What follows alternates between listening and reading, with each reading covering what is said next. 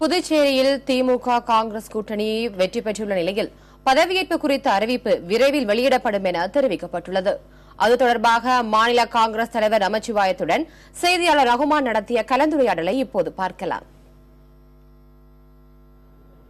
புதுச்சேரி மாநிலத்தில் நடைபெற்ற சட்டமன்ற தேர்தலில் காங்கிரஸ் திமுக கூட்டணி 17 இடங்களை பெற்று ஆட்சி அமைக்க இருக்கின்றது.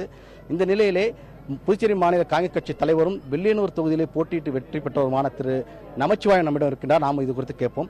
அதாவது எப்போ நீங்க ஆட்சி அமைக்க போறீங்க, அதாவது பதவியேற்புல எப்போ நடத்த போறீங்க, முதலமைச்சர் யார் என்பது குறித்து முடிவு செஞ்சிருக்கீங்களா?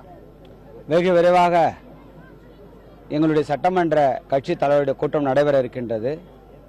பாண்டிச்சேரியினுடைய அரசியல் நிலவரம் குறித்து எங்களுடைய கட்சி தலைமைக்கு நாங்கள் தெரிவித்திருக்கின்றோம். ஆக வெகு விரைவாக எங்களுடைய சட்டமன்ற எம்எல்ஏக்களுடைய கூட்டத்தை நடத்த இருக்கின்றோம். அந்த கூட்டத்திலே ஒரு முடிவெடுக்கப்பட்டு அதன் பிறகு அந்த ஆட்சி அமைப்பதற்கான அந்த நிகழ்வானது இன்றைக்கு தொடங்க இருக்கின்றது. கூட்டம் இன்று நடைபெறுமா? நீங்க நடத்துவீங்களா இல்ல டெல்லியிலிருந்து வந்து ஆலோசனை பண்ண பிறகு நடத்துவீங்களா? டெல்லியிலிருந்து மேடை பிரதிநிதி வந்து தான் ஆலோசனை நடத்தி தான் கூட்டம் நடைபெறும். அதாவது இந்த வெற்றியை வந்து நீங்க எப்படி பாக்குறீங்க? நீங்க இந்த வெற்றி கடந்த கால ஆட்சிக்கு கொடுத்த மக்கள் கொடுத்த தீர்ப்பாக நாங்கள் நினைக்கின்றோம். என்றால் கடந்த காலத்தில் தேர்தல் வாக்குறுதிகளை கொடுத்த தேர்தல் வாக்குறுதிகளை நிறைவேற்றாமலும் பல்வேறு நிர்வாக சீர்கேடின் காரணமாக இன்றைக்கு புதுச்சேரி மாநிலம் இன்றைக்கு நிதி நிலைமையில மிக மோசமான நிலைமையிலே இருக்கின்ற ஒரு காரணத்தினால் அதை மக்கள் இன்றைக்கு உணர்ந்து இன்றைக்கு காங்கிரஸ் கட்சி மீது வாக்களித்திருக்கின்றார்கள்.